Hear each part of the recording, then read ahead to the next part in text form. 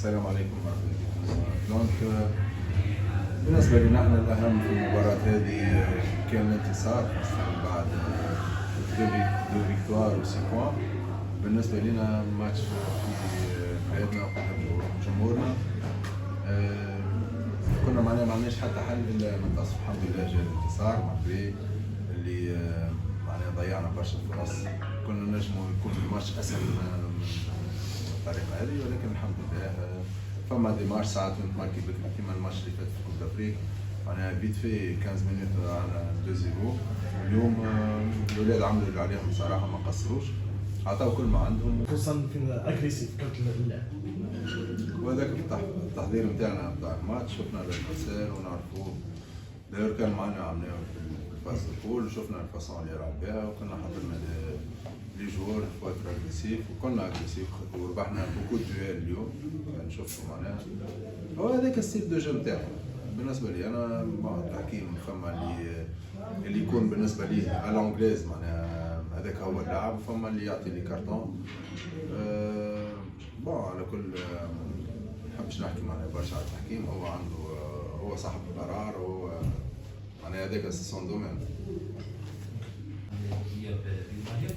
وايضا ملاحظه يعني كلمه على يوسف ضايو اللي كنشوفه في قلب الدفاع، ولكن ربما كان هناك تغيير تكتيكي انه قدم الامام في الدقائق الاخيره. واش يعني كتشوف ضايو انه هو اللي كيعوض من غياب مهاجم صريح قادر انه يخترق الدفاع ديال وانت قلت معناها كان صعوبة على اختراق الدفاع. أول شيء سي نورمال إذا يكون بلوك مكثف، علاش الجوار معناها قراب للكاجو تاعو يلعب بشرطة صعوبة. ثم الاختراق الدفاع لا، ولكن الكونكريتيزاسيون، لأنه 14 اوكازيون معناها تشوف لي ستاتيستيك بعد الماتش. معناها قلت لك ريوسيت، إذا كان تسجل حتى من الشوط الأول ولا حتى بداية الشوط الثاني يختلف في الماتش، وهما يطلعوا لقدام ويخلوا لي سباس وسكور يكون مغاير. لكن في زمن نتاع الماتش هزتنا حتىش الدقيقة 82 باش نسجلوا.